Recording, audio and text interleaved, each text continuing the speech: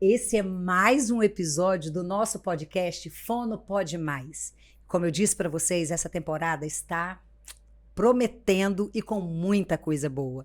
E não podia ser diferente. Vocês lembram, vocês pediram, vocês gostaram do nosso assunto do ano passado, que a gente fez uma série, falou em vários episódios falamos sobre esse assunto. E aí, nos outros episódios, faltou trazer alguém nessa área que atua diretamente com criança, com transtornos, com alterações, com a pediatria, com a infância. Faltou trazer uma pessoa como essa, que é a minha convidada. Gente, vocês vão amar. Ela é médica, pediatra, psiquiatra infantil, minha amiga, colega de trabalho, muito, muito excelente em tudo que faz. Vocês vão conhecer quem vai estar comigo hoje, doutora Thaís. Olá, é muito bom estar aqui com você hoje. É um prazer, muito obrigada pelo convite. E é ótimo compartilhar informações com outro profissional da saúde sobre as nossas crianças. É isso. Eu costumo dizer sempre, Thaís Frigini. Sim. Na verdade, seu nome é tão chique que eu vou falar. Thaís Zucoloto Frigini. Olha, que nome chique. Propriedade de fono. É isso aí. Eu costumo dizer que o conhecimento nos faz responsáveis.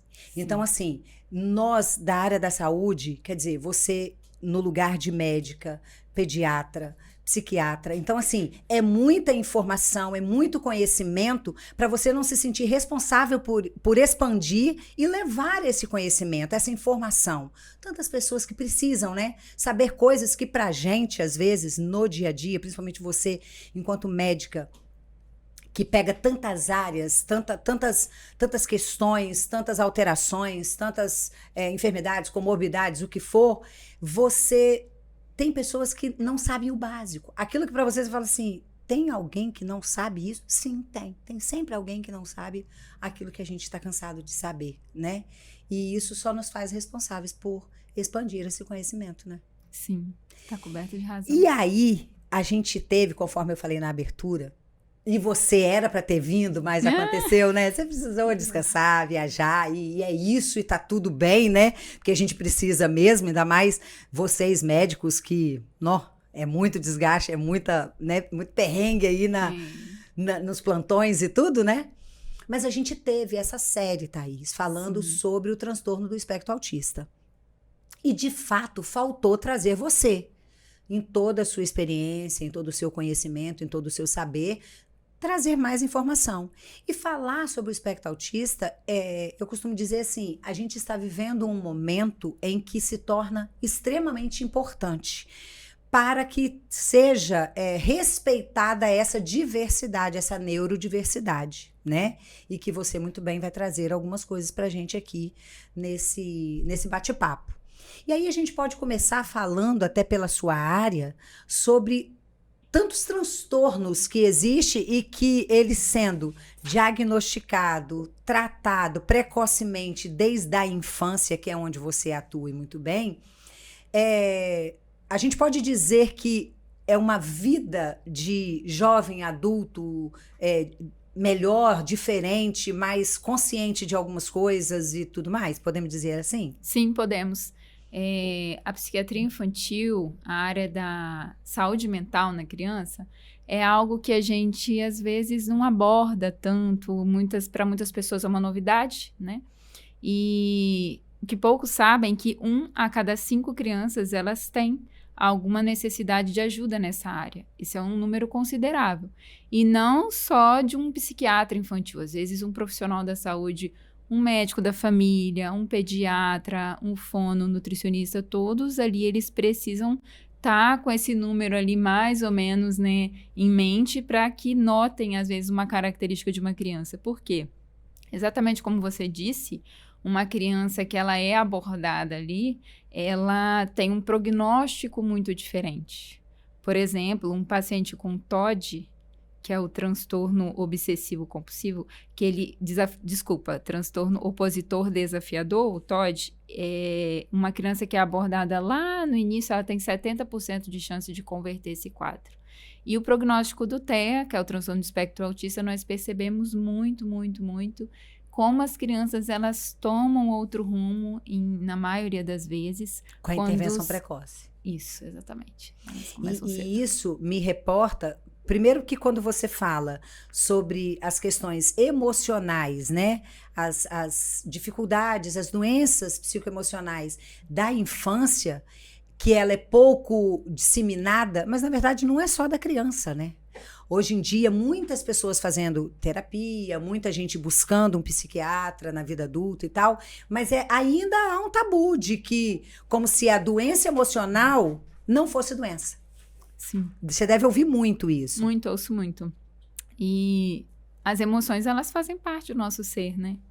Quantas vezes você vê uma pessoa com um currículo extraordinário, mas ela não sabe lidar com as emoções, com a mentalidade, não sabe se portar ali perante uma situação que acontece. Então, a modulação emocional é muito importante.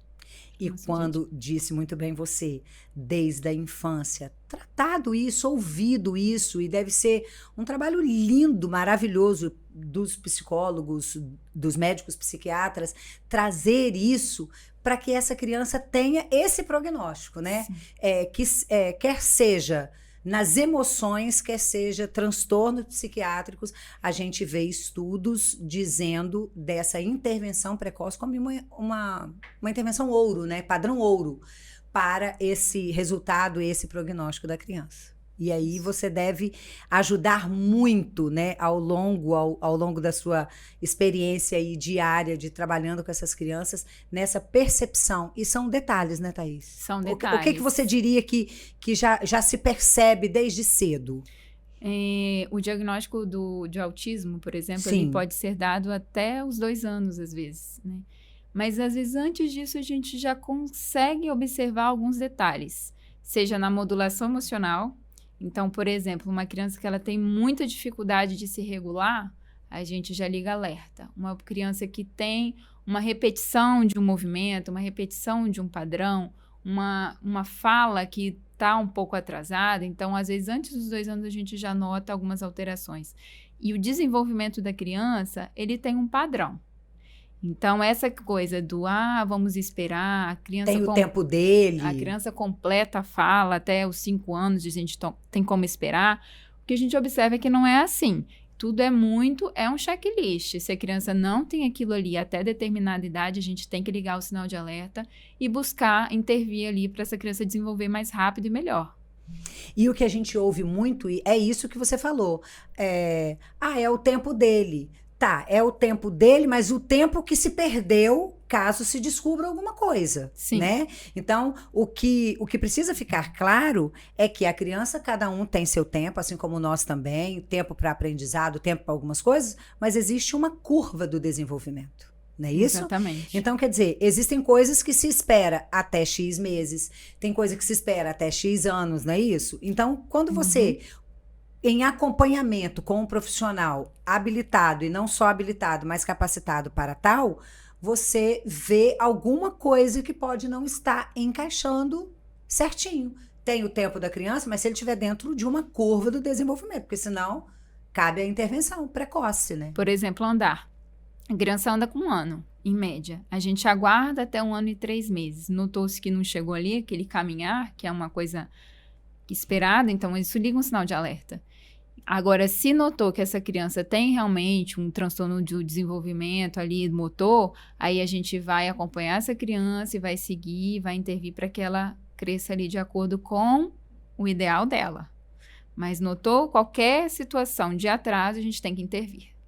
E aí cabe a gente lembrar, e quem assistiu sabe disso, no nosso episódio que a gente trouxe uma mãe que também ela é psicóloga, trabalha com mães atípicas, né? Ela Sim. trabalha com mães atípicas, mas ela tem um filho atípico. Ela tem um filho com o transtorno do espectro autista, nível de suporte 3.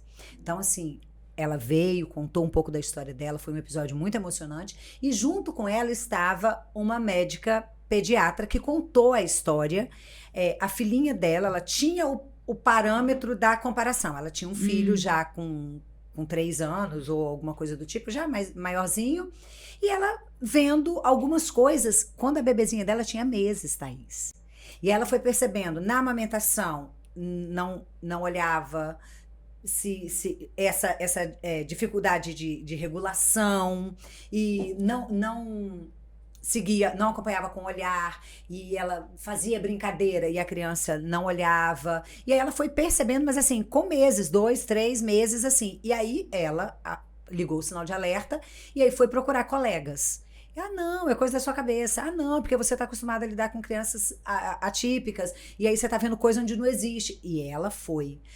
Buscou, quem abraçou a causa dela e tal. Hoje a filhinha dela tem 3 anos, a curva do desenvolvimento normal, mesmo a criança tendo o transtorno do espectro autista, porém, ela está na curva do desenvolvimento normal. Fez fono, fez psicólogo, acompanhou com psiquiatra, acompanhou com neurologista, acompanhou com fisioterapeuta. Então, assim, o desenvolvimento do andar, motor, fala, tudo já está dentro do esperado. Esse é o padrão ouro, que de fato não dá para não citar que a gente tem o privilégio, e alguns têm esse privilégio, né, de poder fazer, no caso dela, uma médica, tinha condição financeira para bancar todas as terapias e tudo mais. A gente sabe que não é privilégio para todo mundo, né? Não. Porque isso é uma questão de saúde pública, né? Sim. O SUS a gente não tem, né? Quantas especialidades que o autista precisa, né? Quantas pessoas que envolvem ali para que ele desenvolva bem. E muda realmente a vida da pessoa. E esse acesso na questão pública ali, ele ainda não é uma coisa de todos, regular, infelizmente. Mas estamos melhorando. E principalmente na questão das terapias, que, como bem disse, você é muito importante, porque vocês médicos precisam de cada um de nós, né? O fonoaudiólogo para estar ali intervindo, o nutricionista na questão alimentar, o TO por conta da textura e o quadro nutricional com o nutricionista, mas essa questão da textura e paladar passa pela fono, passa pelo terapeuta ocupacional, né? As atividades básicas do dia a dia, né? O TO ajuda muito. Um TO também eu não trouxe, ainda vamos trazer um TO aqui pra gente bater esse papo. E essas necessidades básicas, né? Sim. Até lavar as mãos, um autista, ele tem que seguir uma sequência ali, né? Então, o TO ali, às vezes, com uma técnica de figuras, ele ajuda muito, né? E hoje, o diagnóstico do transtorno do espectro autista, ele está de 1 para cada 39? Esse é o estudo que a gente tem. É um estudo, por exemplo, se você pegar os Estados Unidos é um número, se você pegar a nível mundial é outro, mas é em torno de 1 a cada 39 a 1 a 200. Depende do estudo. E aí é muito. É muito, porque a gente que trabalha junto num hospital maternidade, se você for pensar que você ali, enquanto pediatra, fez uma sala de parto, o que for, ou atendeu ali, se você pensar que se nasceu 30 crianças, praticamente um transtorno do espectro autista vai ter em alguma daquelas crianças. No caso de uma maternidade que é da rede onde a gente se conheceu, onde a gente trabalha, que é a maternidade do Meridional Vitória, que nasce em média de 170 a 200 partos mês, olha isso. Olha onde essa estatística vai parar. Se a gente estiver no nível mais alto de 1 a cada 200, a gente já sabe que ali, por mês, já tem... já tem essa estatística. Mas se você for pensar que 1 a cada 39, 1 a cada 37, 1 a cada 50 que seja, né? Então, essa estatística, ela é real e a gente tem que ter um olhar diferenciado para isso, né? E tratando a criança ainda precocemente, o que a gente pode esperar disso para uma vida do adolescente, que também é sua área? O que mudaria aí? Quando uma família recebe um diagnóstico de autismo, o mundo muda para todo mundo. O que a gente espera é que aquela criança, ela se desenvolva as funções básicas. Tem uma lista, né? Não é quando eu falo funções atividades básicas da vida da criança. É um acordar, fazer higiene pessoal, Então, a gente espera que essa questão básica uma criança consiga fazer. E, às vezes, o funcionamento cerebral dela ali não permite que ela faça isso de uma forma fluida. Se a gente for pegar um autismo, por exemplo, que não tem o neurônio espelho, como uma coisa clássica que a maioria das crianças aprende copiando. O autista já tem isso reduzido por causa de uma questão neurológica. Então, ele tem que aprender de uma outra forma. Então, às vezes, a gente pega ali o ABA, que é um tipo de terapia, é a melhor? Depende. Nós podemos pegar um pouquinho maior, de uns 6 anos, uma terapia cognitivo-comportamental, que já pega outra forma, outra abrangência. E aí a gente quer que essa criança, ela aprenda essas funções básicas de uma forma mais fácil.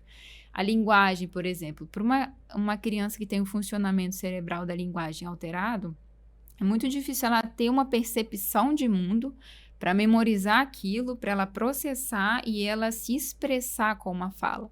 Se a percepção de mundo dela é diferente, e às vezes o autismo está associado a outras comorbidades, vamos supor que é um autismo com TDAH, então ela já tem a percepção de mundo diferente, e aí a memorização dela já não é a mesma forma que a maioria das crianças, então o processamento dela é diferente. Até ela se expressar, isso gera uma coisa dentro da cabeça dela que ela às vezes entra numa ansiedade de comportamento, aí junta outra questão, e aí dependendo, ela fica muito entristecida, porque ela não consegue se expressar para o mundo, aquilo tudo atrapalha ela de se comunicar.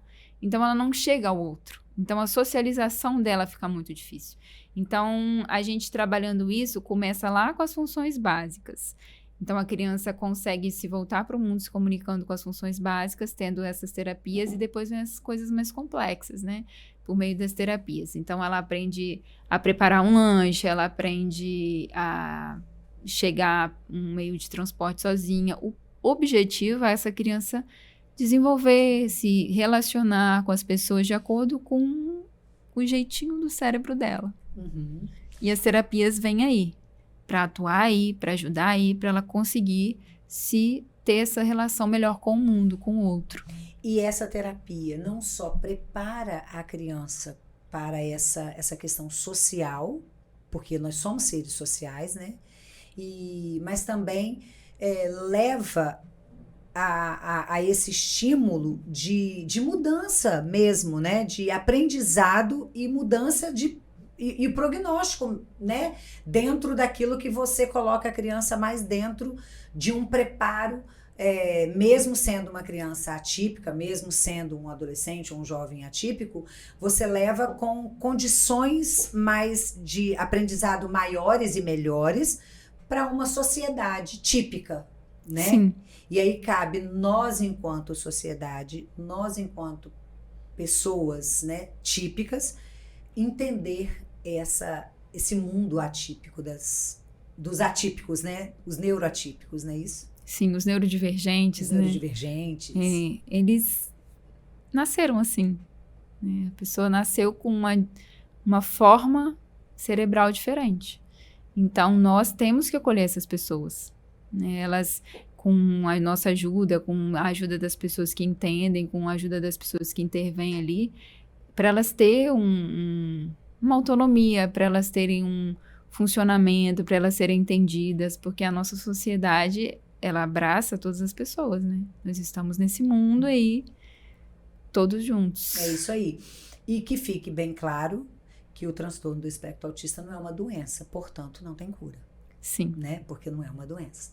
Então, isso a gente já falou nos outros episódios, mas cabe ressaltar que não é uma doença, portanto, não tem cura, né? É um transtorno? Sim, e é um transtorno justamente por algumas dificuldades, né? Mas que nós, enquanto sociedade, precisamos facilitar e deixar um mundo cada vez melhor para os neurodivergentes, né? Sim.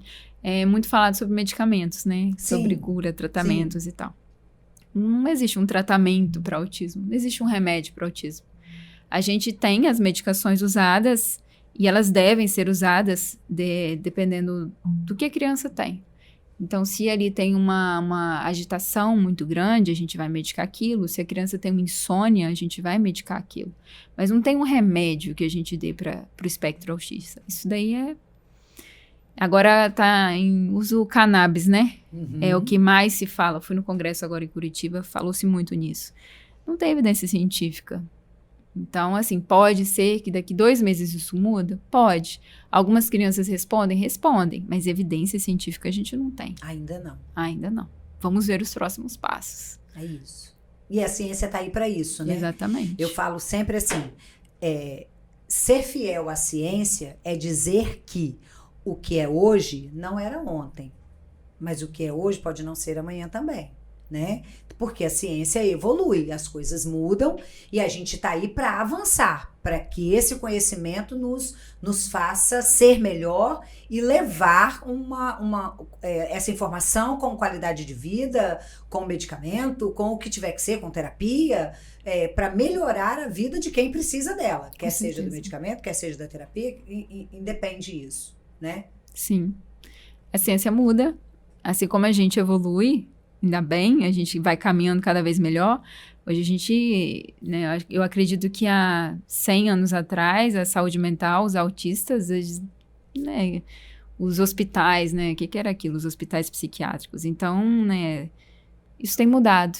Então a gente graças a Deus, tem percebido coisas diferentes, né? A gente tem conduzido as coisas de forma diferente, estudado, entendido por meio da neurociência ali, como que é a formação do cérebro, como que isso vem se desenvolvendo e levando um caminhar melhor para essas pessoas, né? Para os neurodivergentes. Podemos... Eu não sei se você teria isso como estatística, mas talvez na sua prática clínica. Hoje, as crianças, os pais levam até você crianças que eles percebem talvez alguma coisa, ou na pediatria em si, eu levo o meu filho para a doutora Thaís, está ali no acompanhamento e tudo mais. Mas dentro dessa área, né, da psiquiatria, hoje você diria que o maior número de diagnóstico dentro dessas alterações neurodivergentes aí seria o transtorno do espectro autista? Depende da faixa etária.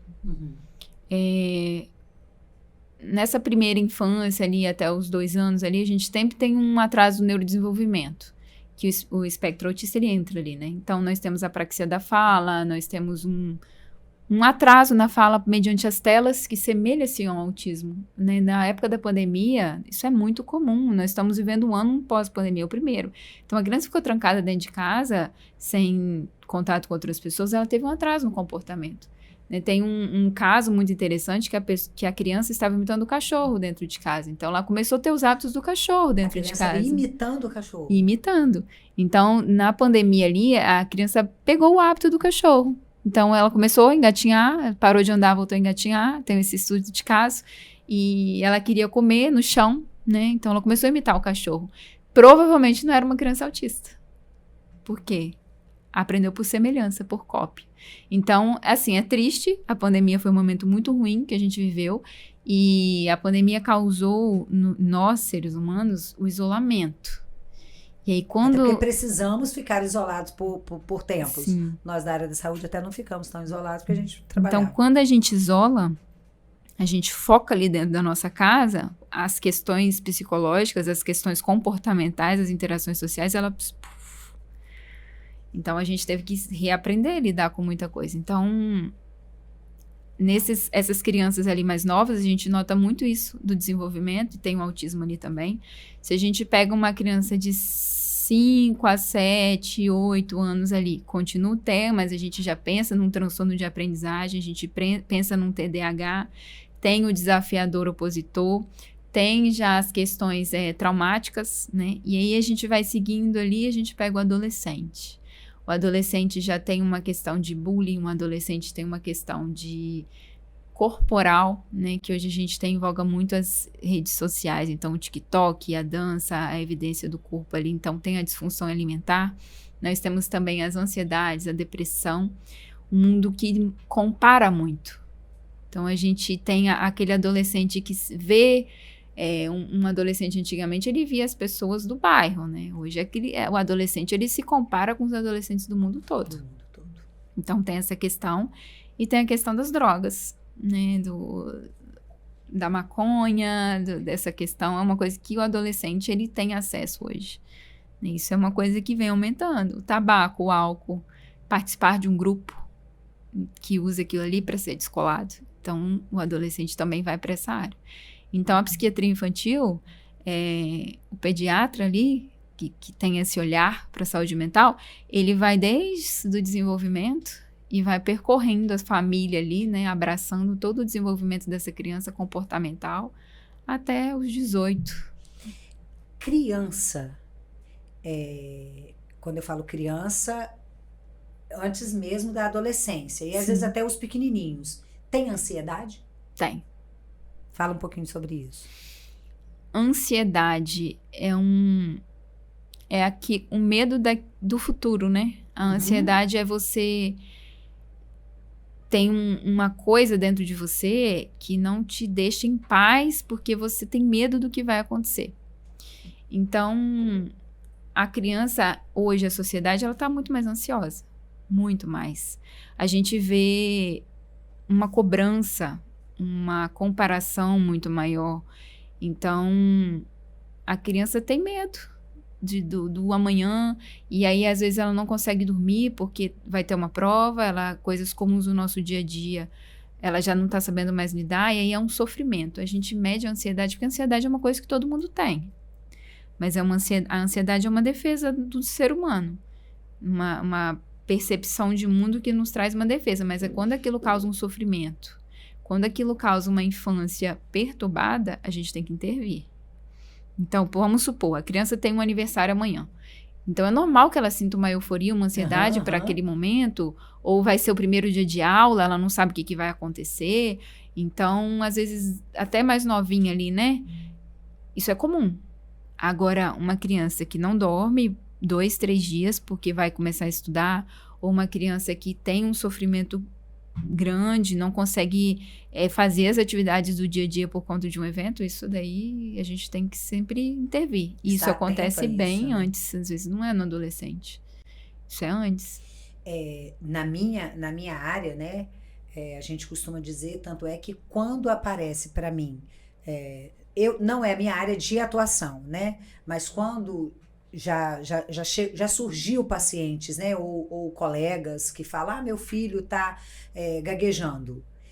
Às vezes está muito ligado à ansiedade, está muito ligado à tensão. Então eu sempre oriento assim, quais são os momentos que essa criança tem episódios de gagueira? Mais com o pai ou com a mãe?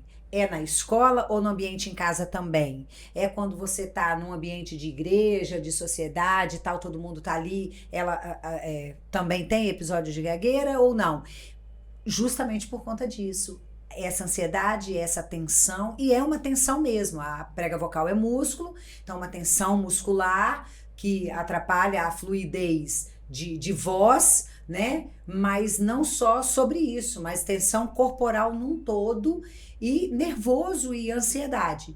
E eu lembro uma colega até lá do Meridional Serra, onde a gente se conheceu, veio falar para mim, hoje minha filha e tal, a professora tá falando que ela tem feito episódios de ficar gaguejando e tal. Eu falei, mas em casa? Não, em casa não. Eu falei, nem com o pai, nem com você. Não. E quando tá família, primos e tal, todo mundo, às vezes, aí eu fui direcionando para ela.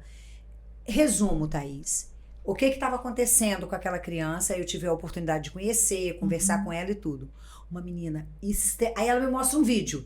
Antes de eu pedir para trazer a filhinha dela, e lá no hospital mesmo ela trouxe, eu conversei e tal, justamente porque não atuo diretamente com isso, mas a nível de orientar, de ajudar, porque o conhecimento nos faz responsáveis, Exatamente. Né? E aí ela me mostra um vídeo, a menininha fazendo de blogueira, pegando um secador de brinquedo, com uma chapinha de brinquedo, e penteando a mãe, e olhava para a câmera do celular e conversando. Eu falei, amiga, essa menina não teve nenhum episódio de gagueira. Aí ela trouxe comigo também, conversou, fluiu, tia, tal. Onde que ela tinha esses episódios? Onde ela queria falar e as pessoas não deixavam ela falar. A voz não sai, né? E aí começou aí eu mandei um áudio, né? Mandei para ela um áudio e ela mostrou para a pedagoga e para os professores da escolinha. E aí todo mundo começou a ter esse olhar e perceber que ela queria muito falar. Ela era essa menina que dominava o ambiente. Só que ela chegou na escola onde tem outras crianças e outras crianças que talvez também dominassem o ambiente. Tinha aqueles que eram ali, o que o coleguinha fala, ele fala mais do que eu e tal, mas tinha outros que falavam igual. E aí aquilo deixava ela nervosa e ela gaguejava. Então quando ela ia brigar por algo, ela gaguejava. Quando ela ia discutir com o coleguinha, ela gaguejava. Quando ela queria a oportunidade de falar, ela gaguejava. E eram mais esses momentos. Aí fiz uma folha, um ofício, né, de orientação para essa pedagoga. Essa escola ficou extremamente grata a mim, né? Não é minha área de atuação, conversei com alguns colegas, né, me informei melhor de algumas coisas, estudei sobre, fizemos uma carta de orientação da professora, da pedagoga, dos colegas, o que podia ser feito, e essa menina deslanchou na fala. Lindo. Então você vê que a ansiedade, a tensão, o nervoso, que são questões emocionais, é uma saúde emocional, traz coisas assim que se você não intervém ali com todo um comportamento social da escola, do professor, do pedagogo, dos colegas, essa criança talvez mantivesse esse padrão de gagueira. Né? Incrível, incrível essa fala sua. A ansiedade, o diagnóstico é feito por tempo. Então, por isso foi muito interessante você colocar isso. Quanto tempo? Onde? Em qual local? Porque tem que ser um comportamento que ele apresenta, assim, mais de um local, em determinado tempo mais longo. Não é uma questão ali, mudei de escola. E é incrível como que ferramentas adequadas, o conhecimento ali, a ferramenta, a pessoa tem um outro rumo de vida. Se você não intervisse ali com as ferramentas adequadas, com as orientações, essa criança poderia não ler um texto em voz alta. Sim. Por uma ansiedade social. Não se relacionar com outra pessoa. Ter problemas de relacionamento futuramente. Entendeu? Então, uma colocação, uma orientação ali, muda. Porque a criança muda muito rápido. Ela aprende muito rápido. Só para a gente fechar esse assunto, eu vejo muita criança, via, né, mais relato de criança que gaguejava com o pai, mais do que com a mãe. Talvez porque o pai seja mais rígido, mais ríspido, né? Uma autoridade. Eu costumo dizer que lá em casa não era o contrário. É que o pai e a mãe eram muito bravos. Né, Mimi? Era o pai e a mãe bravos, né? Então, lá em casa era um pouco isso. Era o pai e a mãe bravos. Mas, normalmente, o pai, né? A figura masculina causa aquilo ali. E, às vezes, quantas vezes eu perguntei, mas a maior incidência? Não, é quando está na frente de estranho e é quando está na frente do pai. Comigo não, mas com o pai sim. E na frente de estranho, ou seja, o nervoso. Então isso não quer dizer que aquela criança tenha a gagueira. Quer dizer que aquela criança é só tratar a saúde emocional dessa criança, né, da melhor forma, que você tem um resultado para fluidez dessa fala. Eu falo que nem é gagueira, eu falo, ó, isso não é gagueira, isso é disfluência da fala. Perfeito. Né? Porque não é uma gagueira. É uma disfluência da fala, uma tensão, um nervoso, uma agonia que ela tem ali que faz ela ficar gaguejando ali, né? Disfluente naquele filme, momento. Né? O Discurso do Rei é lindo. Sim. Ele traz um pouco disso. Traz um pouco disso, dessa tensão que pode causar. Agora, as crises que as crianças com transtorno têm, né, quer seja o transtorno do espectro autista, como o TOD também, essas crises, o tratamento tem que ser medicamentoso sempre ou nem sempre, ou quase sempre, ou cada caso é um caso? Crise, como crise de, as crises de agitação? Da criança que fica desregulada. A criança desregulada, a gente tem que tentar não deixar ela chegar na crise. Então, a gente sempre tem que atuar antes. Então, se é uma criança que está no dia a dia, ela tem uma agitação intensa, a gente tem que intervir ali. Se é uma criança que se machuca, porque tem criança que a desregulação dela é tanta que ela começa a se machucar. Então, a gente não pode deixar a criança nesse sofrimento. Então, a gente entra com a medicação. Então, a gente tem que fazer de tudo para não chegar na crise. A gente tem que sempre trabalhar com a prevenção. Então, a criança vai dando sinais. Se é uma criança que não está dormindo, ela vai ficar extremamente irritada. Criança que não dorme tem que ser tratada com medicamento, né? Então, a gente regula o dia a dia para evitar ao máximo crise. Agora, a criança chegou na crise, primeiro, ela está em crise, a gente vai ter que intervir com as ferramentas que a gente tem na mão naquele momento. Existem medicações para intervir na crise? Existe. Mas existe também a gente não ter essa medicação, não ter um suporte, não ter um profissional ali. Então, a gente sempre tem que agir com o que a gente tem naquele momento. Então, a terapia, a orientação parental é muito importante. A orientação parental, ela ensina aos pais como lidar com essa situação. Então, como acalmar essa criança? Como, no momento de crise, você não tem que olhar para quem está olhando. Você tem que olhar para o seu filho. Deleta se tem alguém te olhando e te julgando. Quem está sofrendo é o seu filho, porque depois quem vai levar seu filho embora é você. As pessoas vão embora, então seu filho está em sofrimento, você tem que estar com o seu filho. Então, entrou em crise, é focar no seu filho, é intervir com as ferramentas que você tem ali. Existem ferramentas, por isso que o TO, a terapia é importante. Por exemplo, o TO, ele traz ali um objeto que acalma a criança. O psicoterapeuta, ele vem ali e ele te ensina uma fala para ajudar essa criança. Então, o psiquiatra, ele vem e traz uma medicação. Mas a medicação nem sempre resolve. Até porque, como a gente... E se eu tiver errado, você me corrige. A criança, você não sabe quando que ela vai ter uma crise. Não. Né? E aí, dependendo do nível daquela criança, das alterações que aquela criança tem, não é uma criança que faz uso de medicamento. E a crise dela pode vir. Então, bem disse você, e a gente já conversou um pouco sobre isso aqui, você tem que evitar que a crise chegue, né? Sim. Se aquilo traz essa criança para um estado de nervoso, de desregulação, para que fazer? Para que permitir? Para que chegar a esse extremo, né? Então, evitar o antes. E a questão do medicamento, você não sabe. A criança pode... Uma situação que nunca até então aconteceu e vai acontecer. Quer dizer, você evitou todas que você sabia que ela tinha predisposição para entrar em crise com aquilo. Você evitou. Mas chega uma situação inusitada, como pode acontecer? E criança faz criancice. Sim. Então, a gente também não pode achar que um autista não é uma criança. Então, temos, por exemplo, a fase dos 2 anos é o Terrible 2. Então, é a fase das birras. Então, é o autismo mais a birra dos 2 anos. Então, é depois a fase do não, dos 4 anos. Então, a criança aprende a falar não para tudo. Então, o autista está implicando com tudo ali.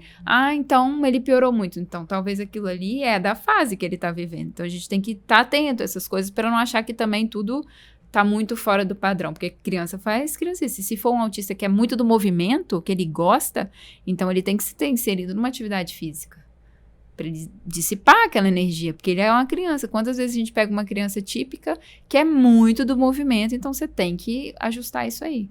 Então a gente tem que não confundir as coisas. Criança faz criancice.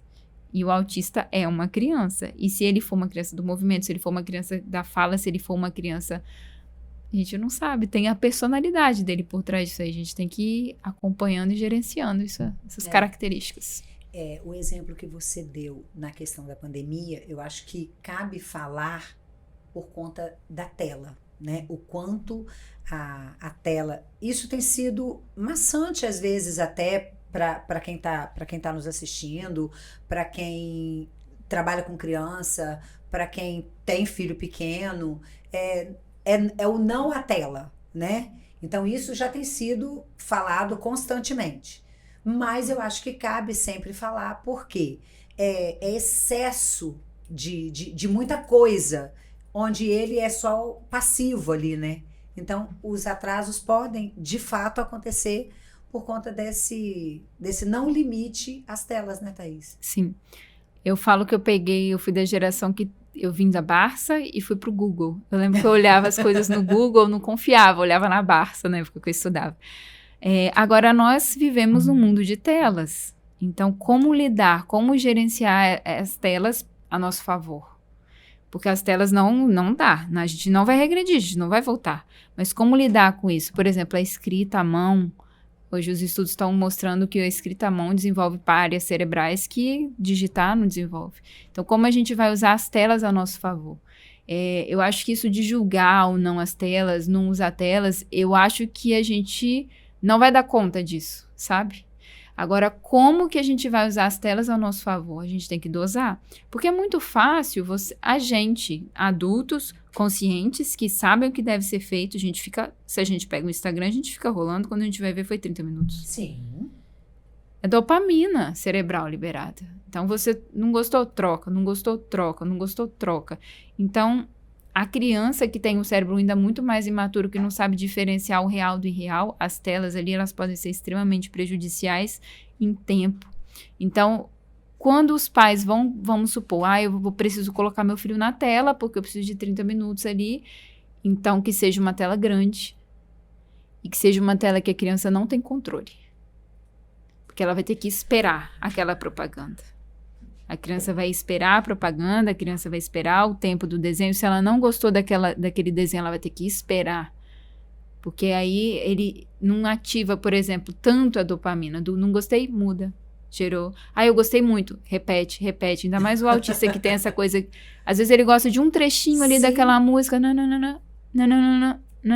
Porque é essa coisa da repetição. Então ele não pode ter o controle. Então eu gosto de dar essas dicas. Porque o zero telas eu acho muito difícil. É o ideal, até 2 anos não ter nenhuma tela. Eu acho que até 2 anos a gente ainda consegue segurar.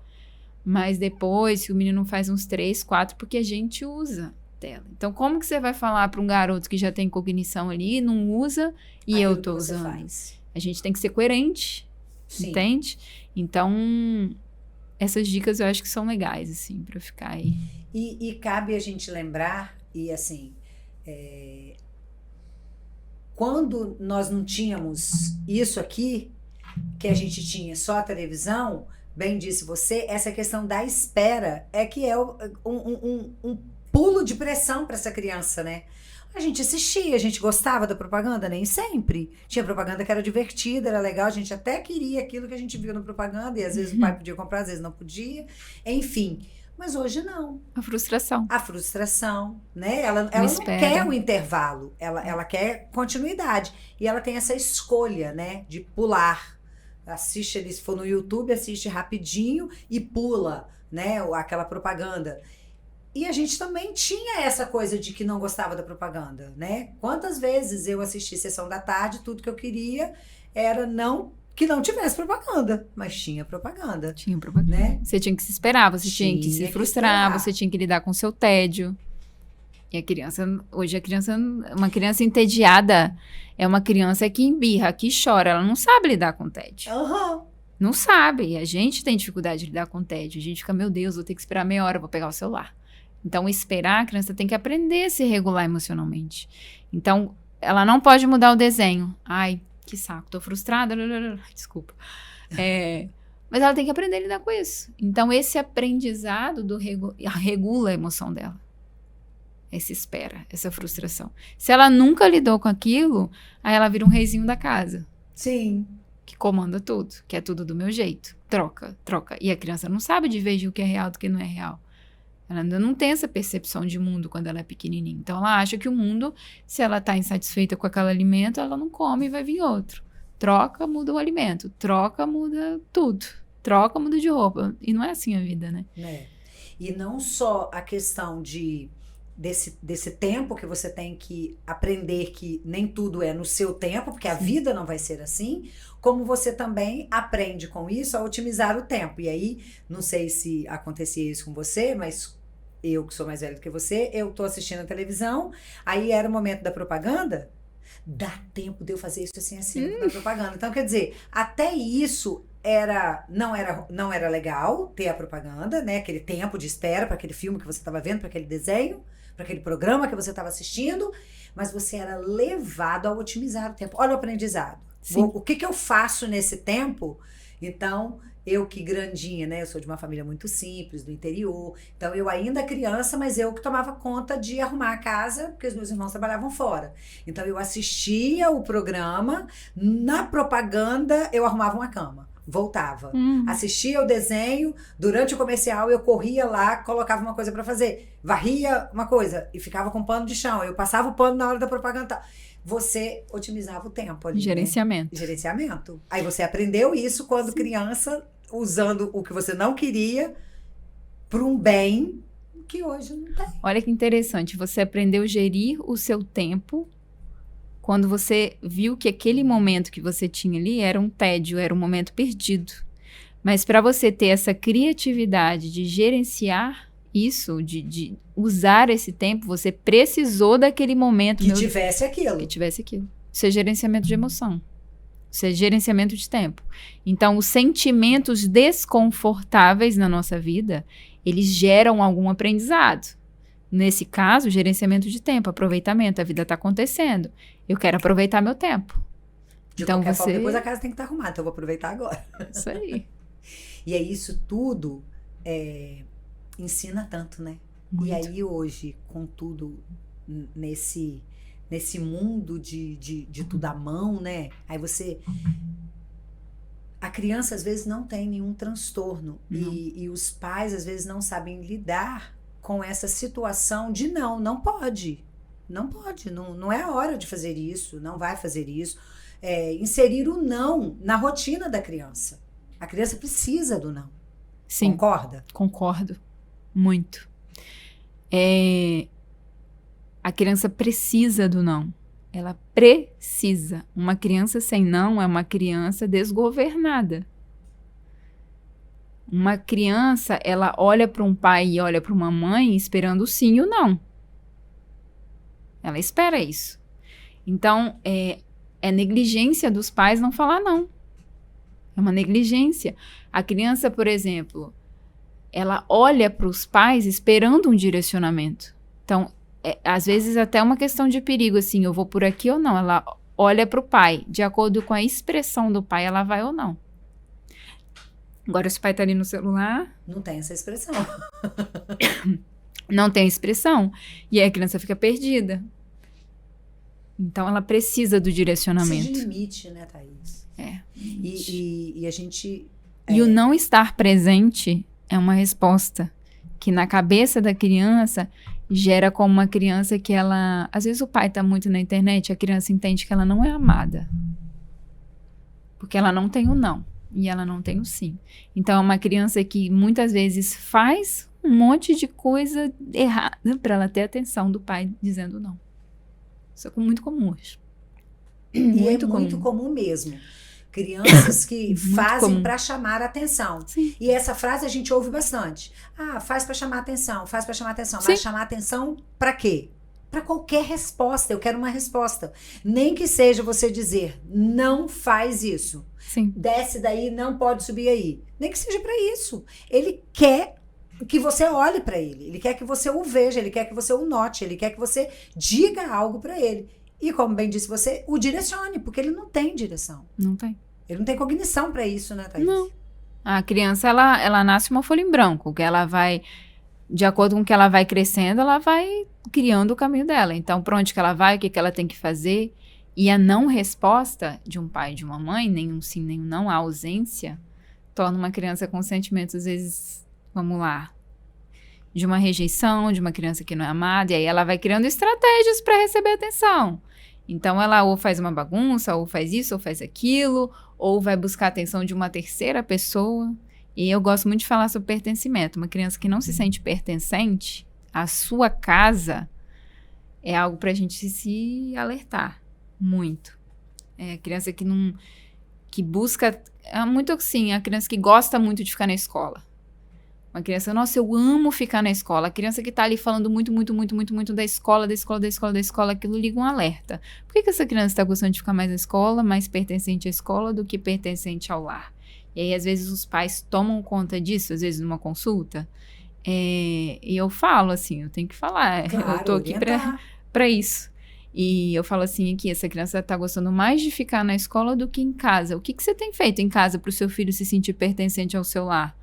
O que você tem direcionado no seu filho ali, que ele tá tendo esse comportamento ansioso, esse comportamento assim tão agitado, impulsivo na escola? Será que não é porque em casa ele não tá se sentindo pertencente? Que você não tá tendo esse olhar, esse direcionamento? E aí, às vezes, os pais caem a ficha ali e começa a mudar. Você orienta, aí começa a mudar, e a criança quer ficar em casa, e muda, flui. Eu tenho certeza que você se sente super feliz e realizado quando você vê que a ficha cai, né? Eu sim. Que você tem o tipo assim, dever cumprido, né, Thaís? De levar essa informação. É desafiador. Desafiador. Porque não é todo mundo que te ouve. É desafiador. E concorda. Porque o pai traz uma criança, muitas vezes ali, e eu tenho que falar que é um comportamento do pai. E é tudo que ele não espera ouvir. Então, às vezes, os pais, a gente tem que ter uma forma de abordar também. Porque a gente só faz errado aquilo que a gente não sabe que tá fazendo errado. É óbvio, mas isso acontece. Então, quando chega a gente tem que ter uma forma de falar. Porque se ele tá fazendo, porque ele não sabe. Então, às vezes, a gente age ali, faz uma orientação, que essa criança volta pro lar. E o pai depois fica feliz, né? Muda a relação. Fica grato. Agora, que não sei se você concorda comigo, que essa orientação seja uma orientação acolhedora e empática, né? Sim. Porque, de fato, pais dentro eu costumo dizer assim, pais dentro do padrão da normalidade. Uhum. Você, é a função que você tem no mundo que, de fato, você erra tendo certeza que você está acertando. Você como esposa, você até sabe que está errado, mas aí você vai e faz. Você como filho, você como enquanto funcionário, enquanto patrão e tal. Mas como pai e mãe, dentro do padrão da normalidade, não. Se eu fiz isso, eu tinha convicção de que isso estava certo. Exatamente. Né? Então, ou eu não fazia ideia do transtorno que isso poderia causar para o meu filho, das mudanças de rumo tão ruins que poderia causar para o meu filho. Então, que essa orientação seja de fato com empatia, né? Sim. Porque os pais às vezes não têm mesmo noção de que aquele comportamento dele está levando para um rumo que vai custar muito caro lá na frente, e a gente pode orientar agora. E as pessoas, os filhos são diferentes. São de temperamentos diferentes, personalidade diferente. Então, você ajuda daquela forma com aquele filho ali, às vezes deu certo, e com o outro você vai ter que agir de forma diferente. Então, você vai aprendendo. Aprende com um filho, aprende com outro, aprende com a vida, e às vezes você acertou com aquele filho, mas com aquele outro filho você tem que lidar de forma diferente, porque ele tem um jeito diferente. Ele recebe diferente. Recebe então, diferente. É a mesma orientação de forma diferente. Sim. Né? Eu tenho 2 filhas, e elas são completamente diferentes, e quando eram crianças, eu conquistava uma resposta de uma diferente da forma que eu conquistei da outra. Sim. Né? Às vezes eu precisava ser mais rígida com uma do que eu fui com a outra. Às vezes eu tinha que conversar de uma forma com uma diferente da forma com a outra. Porque nós somos seres humanos diferentes. Aquilo que bate para você bem e gera o aprendizado, em mim pode não bater. Sim. E não gerar o aprendizado, né? Haja luz, às vezes a gente na vida adulta, na faculdade, você tá ali ouvindo e tá anotando, você fazendo uma pós-graduação, você fazendo um curso, enfim, você tá ali, você anota. Se eu anotar, eu me perco, eu tenho que te ouvir e ficar assim. Eu sou extremamente auditiva. E você pode ser extremamente assim, eu ouço e anoto, e se eu não anotar, eu não memorizo. Se a gente, enquanto adultos, somos assim e agimos para o nosso bem maior, né, que é a aquisição, o conhecimento, a mudança de comportamento e tal, avalie uma criança. A gente tem que olhar que eles são diferentes. A individualidade. Individualidade. Tratar os diferentes de formas diferentes. É isso aí. O que a gente falou muito em alguns episódios sobre o transtorno do espectro autista é que você olhe e que não é ele, o neuroatípico, que tem que se adequar ao mundo. O mundo precisa se adequar ao neuroatípico, né? Eu preciso favorecer para esse transtorno, para essa criança, para esse ser, para esse adulto, para esse indivíduo, uma sociedade que o receba e que ele se sinta parte de. Sim. Então é o mundo que precisa mudar, não é ele que precisa mudar para se encaixar no mundo. Existem coisas que nós precisamos fazer, né? Nosso bate-papo foi muito legal. Eu quero que você fale um pouco de onde você atende. Você, com certeza, pais e mães que estão nos ouvindo, querem levar o seu filho, se identificou com alguma dessas informações que a gente passou aqui, para a doutora Thaís. Vocês podem me procurar no Instagram. Meu Instagram é @pediatrataís. Lá eu passo as informações para vocês. Eu faço consulta domiciliar, eu atendo em consultório. É isso aí. Estou aí para trazer informações para vocês, dúvidas. Podem enviar mensagens lá que eu estarei à disposição. Então tá. E aí agora eu quero que você faça a sua consideração final, que você olhe para sua câmera ou não, mas que você diga assim uma coisa bem legal para esse mundo que a gente está vivendo, onde a neurodivergência está aí, o transtorno do espectro autista, o TOD, o TDAH, os transtornos de ansiedade e muitas outras coisas, né? E nós precisamos de saúde emocional. Então, assim, que dica, que sugestão, que orientação você dá para os nossos ouvintes?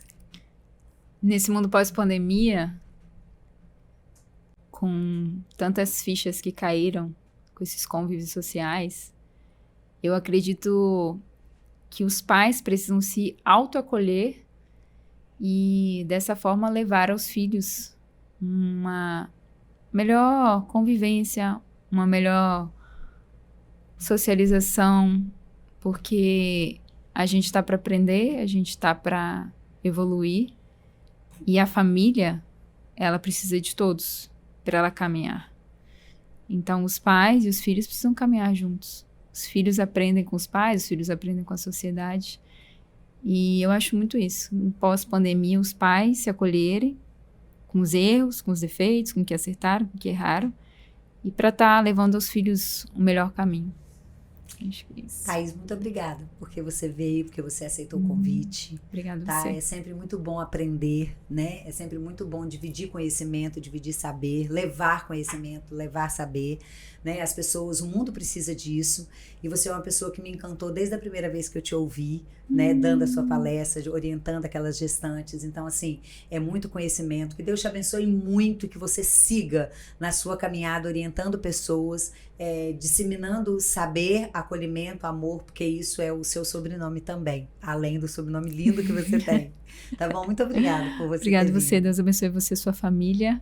Muitas felicidades, prosperidade, abundância, Amém. paz e amor. Recebo. Ficamos aqui com mais esse episódio, onde a gente falou desse assunto que eu tenho certeza que te informou, te orientou, foi mais informação para você aí, eu tenho certeza que você gostou. E bem disse a doutora Thaís também, né? Porque nos outros episódios a gente falou sobre isso e interessante como que isso tem voltado no nosso podcast, que é o quê? O autoacolhimento. O trabalho, o olhar para você e cuidar, o autocuidado, né? Principalmente das emoções. Pais, cuidem das suas emoções, porque só você, sarado emocionalmente, é que você pode, de fato, ajudar, orientar e abençoar seu filho. Continue com a gente, nos siga na rede social, nos siga no Instagram, siga a doutora Thaís também. Vai estar aqui o link, tá? Do nosso canal no YouTube, TikTok. Então, vai lá, siga, ativa o sininho, deixe seu like, deixe seu comentário. Isso só vai fazer cada vez os nossos episódios chegarem até você com muito mais engajamento. Eu conto com você. Beijo e até o próximo.